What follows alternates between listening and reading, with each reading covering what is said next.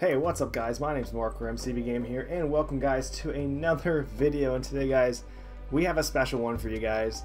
This is another Inside Infinite video, and I know I didn't really cover any of these the months prior, but this one's a special one.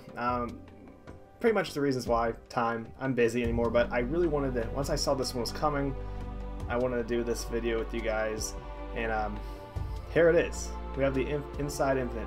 I know I could explain everything, maybe like where I've been doing, just busy with college and work. But otherwise, let's get into it. I already made the mistake, guys, though, of I already did this video, and I read it, and the screen was kind of off with OBS, because I re-downloaded it, and then I accidentally deleted the file. So, it was a 46-minute long video, so instead of actually just reading the whole thing, I'm going to kind of like read some of the parts I think important, but the parts just like that aren't as important, I'm just going to kind of like just summarize it for you guys, my own words, try the best I can. So yeah, so first we got we're starting off with Unishek, starting off basically saying that, talking about the last times we've gotten together, we just talked about, like he says right here, arts, graphics, and the lives team, and last month was the sandbox, which just went into the very nitty grittiness of like the how they're kind of working with some like certain weapons, like plasma weapons, and C weapons, equipment, all that good stuff. I'll put the articles to each of these in the below so you guys check them out yourselves. And they're all really good, but just, yeah. So like always, guys, if you have any questions, do actually go right to the Twitter and for the Ask Rither 3, and I think they'll answer some of the questions in their community videos they do on YouTube every once in a while. So first, Unishek, goes into introducing who he's going to be interviewing today. We have Justin Dinges, Troy Mashburn, and John Mulkey. Hopefully I didn't pronounce any of their names wrong. Justin Dinges is the campaign lead art designer for Halo Infinite. He started with Halo 4 and 5, and basically his job is meshing art design and also kind of gameplay design together, so it kind of just comes in into one nice uniform thing. Troy Mashburn was the sandbox lead in 2017, and now he is the gameplay director for the whole entire game of Halo Infinite, so he has a big role in this game. And then John Mulkey, he joined in 2018, and he is the world design lead on Halo Infinite, and he basically just talks about how everything like here is going to go: sandbox, character, narrative, art, and how they all come together for an awesome experience on Zeta Halo. So guys, this part right here is pretty important. I'm going to read this part with you guys here. So here we go. This is Unishek. So far, our live and sandbox teams have shared insights into their vision and goals for their respective teams' aspects of Halo Infinite. When your teams set out to accomplish their tasks each day, are there any guiding principles? JD says, as far as our artistic goals for the campaign goes, we've focused on two key themes: legacy and simplicity, when it comes to the visual experience we are building. For legacy, we really want players to feel like they're experiencing the game they remember fondly, Halo Combat Evolved, but with modernized graphics, of course. As far as simplicity is concerned, we want to ensure that we steer away from overly noisy designs and details, which is a key takeaway from our team coming off of Halo 5. With Halo Infinite, we wanted to take this new adventure back to its roots and create a visually pleasing experience that doesn't overwhelm with unnecessary complexity, where readability and clear artistic composition prevail. This is our artistic interpretation of a beautiful world to exist in, rather than something that is purely grounded in photorealism. Both goals have been a true challenge to balance, especially against the expectations of what it means to be the next-gen title. But through some incredible team collaboration, hard work, and community feedback, we're hoping to land something that everyone will really enjoy and appreciate. I think these are probably like one of the biggest important takeaways here about legacy and simplicity. Obviously, we're seeing with this game, Halo Combat Evolved is a huge inspiration for the game, basically with its open world features. Well, open world, we'll kind of get to that a little bit later, but just being a much more open and just, kind of go and do your own thing in Halo Infinite. And especially simplicity, that's an important one. It's no question, after pretty much once 343 took the reins of Halo, things start getting very busy in the art departments. I mean, you just look at some of the designs in Halo 4 and 5, really good designs, but just they don't have that like certain simplicity the original trilogy has, while some of the guns looked very, unrealistic in Halo 3 and just some things looked very ridiculous, it had a very certain aesthetic to it. And I think that's very important they give that aesthetic back to Halo so it looks recognizable. Even if you just see a silhouette of like the weapon, you'll be like, oh, that's the Halo assault rifle. Just something like that. Because there's a lot of good artists who are actually just creating, like, I saw on Twitter today some artists are making some Halo Combat Evolved SMF art, and it looks like super high graphical fidelity, but has those simple designs that makes Halo look Halo. So Troy says the campaign experience is a result of many teams coming together to tell Master Chief's story. At a project-wide level, we use terms like super soldier, story-driven, and spiritual reboot to help describe the experience we want to deliver. These are used like filters to determine if a particular feature belongs to the game. Things like super soldier sound like a no-brainer, but it's used frequently to call out when something isn't supporting the super soldier goal. Story-driven also sounds obvious, but it's a great reminder that we are here to tell Chief's story and a spiritual reboot. Well, more on that below. And John says, as Troy stated, we have a guidepost we ensure the game lives up to, being a Halo experience at heart. Beyond that, my team has a number of best practices we use to ensure the design of spaces and experience offers opportunities for various play styles and leverages the sandbox in cool ways. For instance, it's not good enough that there are roads connected in various points of interest. We want to make sure there are opportunities for sick jumps the player can hit when racing along a mongoose with a Marine on the back. We make sure that there are opportunities that allow certain weapon choices to shine, opportunities really satisfying use of equipment options, and opportunities for a well-placed plasma coil to put a smile on your face. Gotta love that part from the demo. Here we have a amazing in-game screenshot, because it says work in progress, and all these are actually off PC. Yeah, so just to kind of keep that in mind, the graphical fidelity is going to be much higher on some of these, and yeah, so that's just kind of take that away though, but already looks much better. If we zoom in here, actually we can see Chief is in here, and in a way we're kind of seeing like a Halo Reach style Marine. Really cool. It kind of in a way kind of looks like some of the backs of the helmets of the Halo Wars 2 Marines and some like the art pictures they have, but not the cutscenes though. Kind of weird. Just the BR-75 I'm pretty sure just looking amazing. And yeah, Warthog also looks great, and just I actually didn't look at that the last time. The picture that is something maybe right there. I don't know what that is right there actually, but yeah, the world looks great. It's already looking much better from the demo. Let's just say that. So guys, this part, what they're talking about is where do you look for inspiration when it comes to bringing this world and these experiences to life? Are there specific elements of prior Halo games that you looked for? Here, Justin talks about how him and some of the art team literally went into the forests of the Pacific Northwest and basically got inspiration for some of the big timber trees, the forest, just for some of that first bit of levels and areas you would encounter, especially in the demo you saw. He would express how he wants it to feel very organic and Zeta Halo, but also feel like an alien world that's suffered some substantial damage, and that's why you can see the big Forerunner hexes that basically hold each like little organic environment that takes place on the ring. He also discussed it was kind of a cool little thing that when they were looking for inspiration for San Helios in Halo 5, that they went to Zion National Park in Utah for the inspiration. So that's really cool. So what Troy talks about here is where he gets a lot of inspiration from for gameplay wise, because since he's the gameplay director pretty much. Well, he is. He talks about how a lot of inspiration comes from Halo Combat Evolved, the mission Silent Cartographer, which is a fantastic mission, and basically the amounts of replayability that you could do, how you could play on a Warthog, play with Marines or without them, or fight on the ways they could like fight on the game. So here we go guys, we have another picture concept art of the Banished interior base. This looks very familiar. Probably it might be from the E3 campaign demo, but this is just a look of inside the Banished Stronghold. We can see Zeta Halo here. It looks like before it probably shattered or something.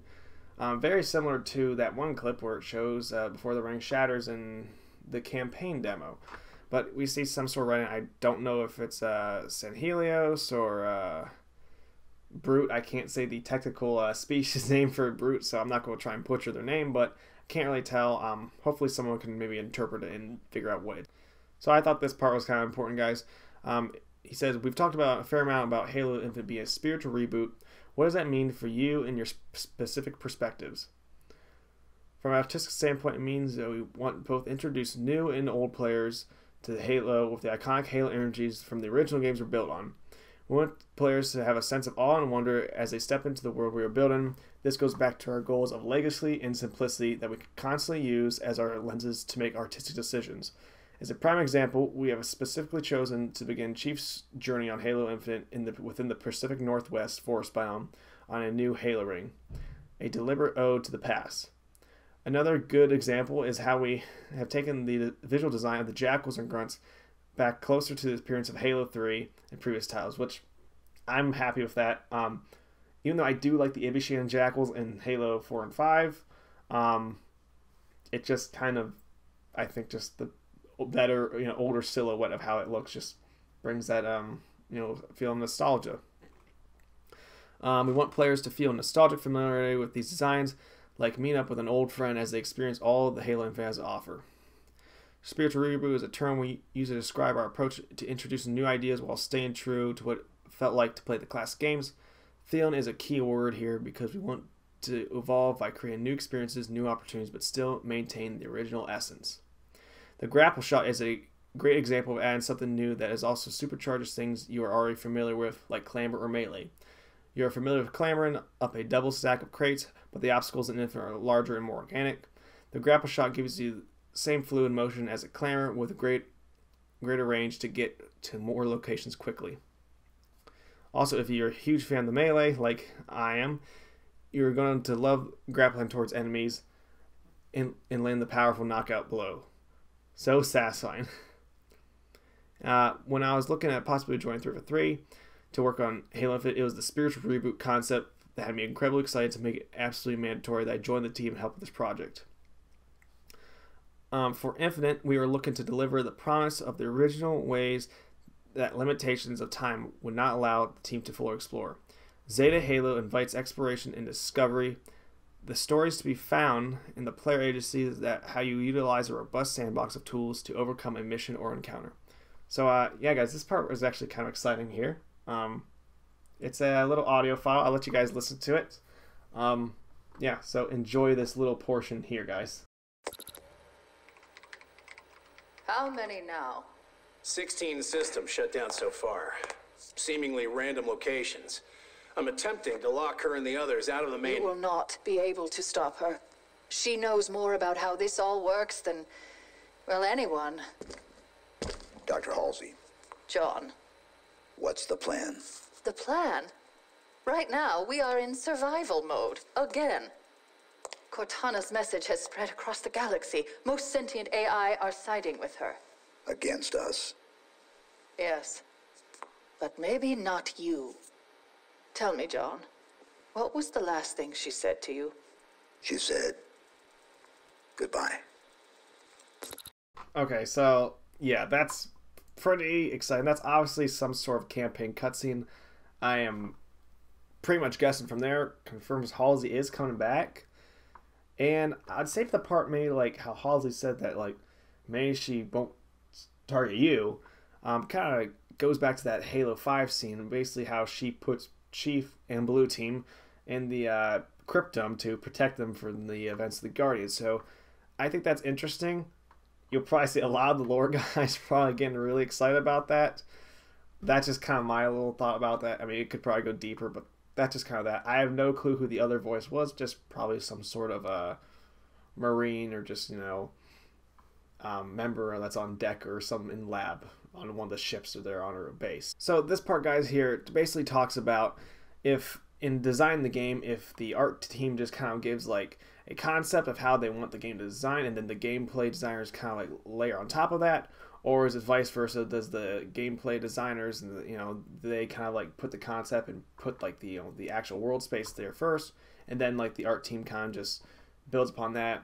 And in total, it just kind of said it's just like well, here a black mesh, and well, it starts as kind of like a general design, and the team works together. There's really no certain way of doing that. They say there's no concrete way of like approaching how you want to, you know, first design a game, but I think basically they are really going off the pillars of legacy and simplicity, and basically how they want the general gameplay to look, and then the art team has to deliver, just kind of figure out ways to make it, very robust and just different ways to approach levels, and then the level designers actually have to make those levels actually come to life. So here, guys, we actually have a Banished Stronghold, and it can be approached in nearly any direction. Looks pretty cool. I'm pretty sure this might be the same one from the demo, or just one very similar. Yeah, very cool, especially the fact that you could approach it any way. Now think of it, it might be a little different. I'm not 100% sure, but looks great. I kind of like how castle and medieval it looks. But yeah, very cool. So this part, guys, here is pretty exciting. I'm gonna read this. Yeah, let's just read it. So Uni asks, what is your favorite part, your favorite aspect of this world and experiences therein? So Justin says, one of my favorite features in the game is the time of day lighting system that is active while you're playing the game. This has been one of, if not the largest graphical feature implemented into our engine over the past few years. It allows us to create artistic scenes and settings that have vastly different visual tones and moods dependent on which time of day during the cycle you're encountering something. So coming across a mysterious foreigner obelisk during the day, it might feel peaceful and serene, or at night it might feel much more ominous and threatening. It really adds some incredibly dynamic driven visual variety throughout the experience, where we were not able to have it done before. Troy says, for me, games are all about the experiences they create. I want to be challenged, engaged, and surprised. Every time I talk about gameplay, you'll hear me talk about the player opportunity because I feel like it's key creating an immersive experience. It's difficult to pin down one favorite aspect of the world because it really sums up of the parts. The world Infinite presents you challenges in a box full of toys. How you overcome those challenges are up to you. And John says, I love the agency we are creating that really doubles down the premise of delivering on promise of Halo CE. Enemy strongholds can be approached from any direction, and there are many options available how you take on the challenge at hand. Do I blaze through a front gate with the Warhawk full of Marines and just light the place up with zero subtlety? Do I scout the perimeter and discover a subterranean entrance that allows me to enter through one of the interior structures? Do I grapple shot a sniper tower and take out the inhabitant and begin picking off enemies that raise my vantage point? There's so many options available that allows everyone to approach the game the way they want and have their own unique experiences. I'm excited to hear the stories from all the different ways players have taken on missions in the game once they are released. Now this, guys, is probably one of my favorite images, but there's another one later that I will show you. Yeah, I think you guys will be excited, but this is really cool. We see one of the amazing, actually you guys can see it better on this screen.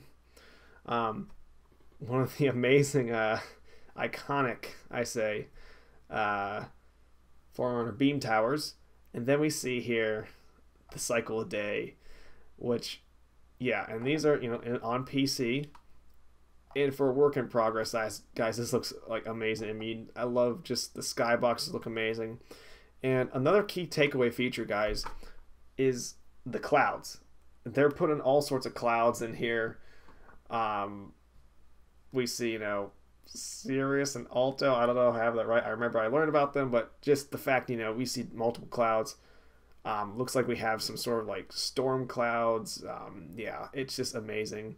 More cloudy. This is looks like these are the storm clouds here, and just the way the land's affected on the beam tower. I mean, you could just see. I mean, it kind of looks like they're positioned in different ways, but it's just the same thing. And yeah, it looks amazing. I can't put any further. These are actually really good desktops. I don't know if there's a way they have these as desktop screensavers with each one of these. It'd be very nice. I mean, these almost look like on the level like a Halo 2 Anniversary Blur cutscene level, and that's in game. So that's just great to think. So guys, this next part is about story, and I kind of just want to read this part with you guys too, because this is a pretty important part. Story is going to be coming at the player from every angle, and it's safe to say Zeta Halo is as much as a character in Halo Infinite as Chief, the pilot, or Eshram. How does the world and the world teams work to support the narrative experience? This is a great point. Zeta Halo is much of a character in and of itself, the landscape and the mysterious structures, the surrounding vistas, and even the wildlife. So hopefully wildlife are going to be in the game. Hopefully we find the blind wolves there. Wildlife found on the act as the unique characteristics of the ring. Want Zeta to feel like a real living place regardless of whether the player is present or not. Most importantly, there's an epic visual story to be told, not only what recently happened, but also one that applies mysterious past and what implication it holds for the future. So this part here, guys, implications for the future, that kind of made me think of the floating around theories, essentially, and not really theories, but just good assumptions that basically over the lifespan of Halo Infinite, we're going to see campaign updates, but also just kind of the environment updates as well on Zeta Halo. And a lot of thinking that might be kind of similar to like Fortnite's live events or Warzone. I'm pretty sure Warzone has some live events, but I'm not 100% sure because I don't play Warzone a lot. Neither Fortnite, but I just remember them more from Fortnite because it was new. So we might see things like that. And when you say holds for the future, that kind of just says a lot, or that just means for the future of what we know. So from an artist perspective, we have two main goals with bringing Zeta to life.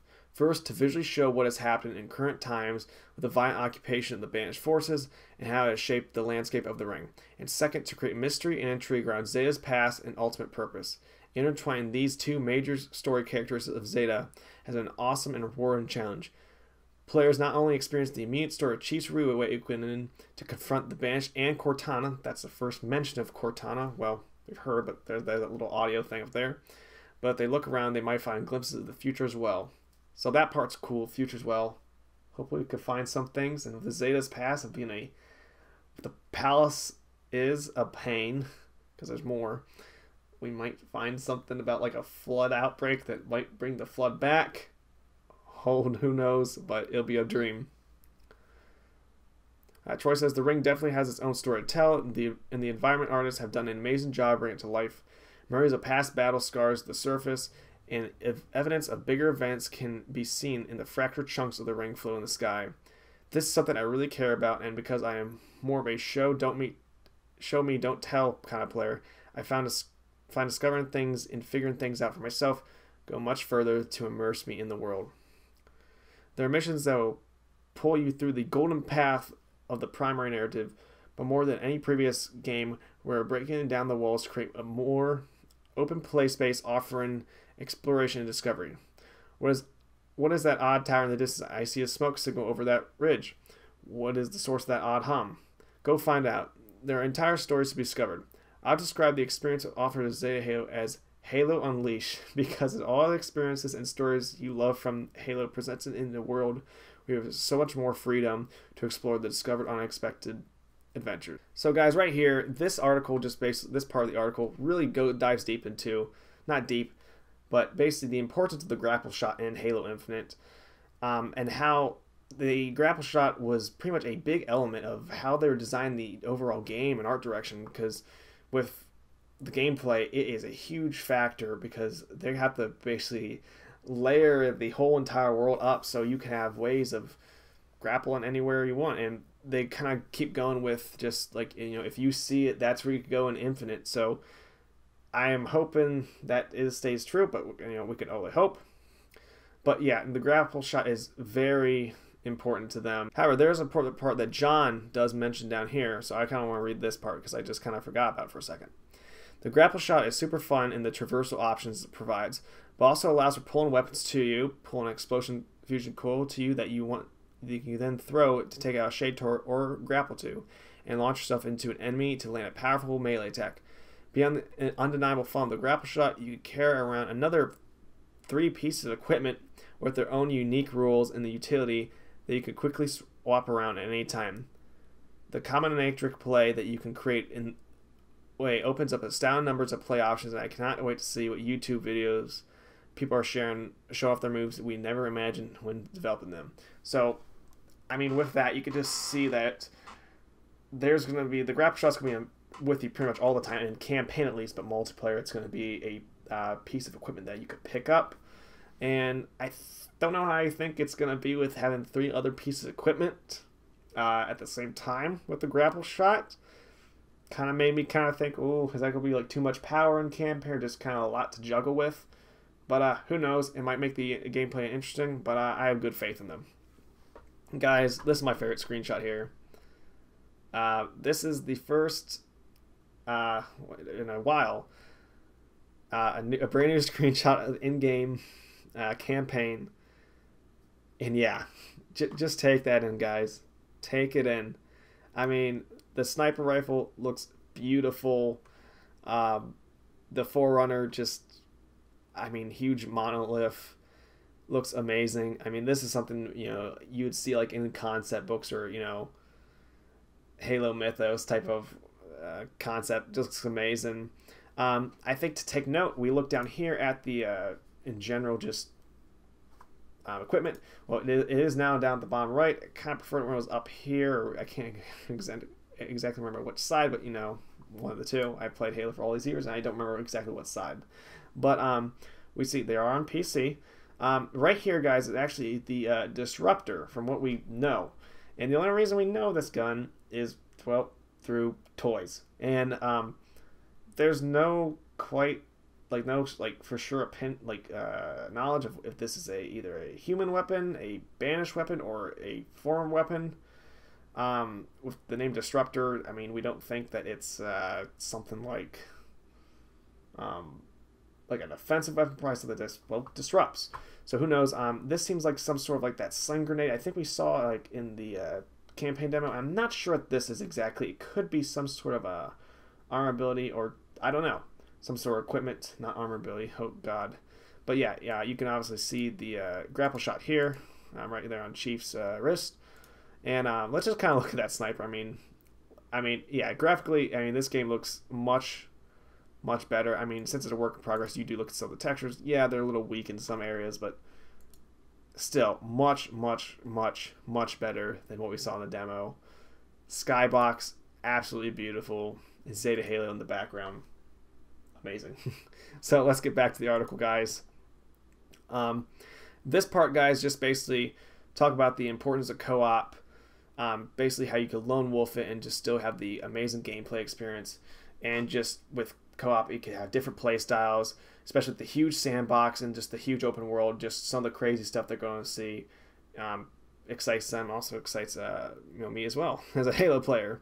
And I think that's important because Halo 5 didn't have split screen co-op, so couch co-op will be back.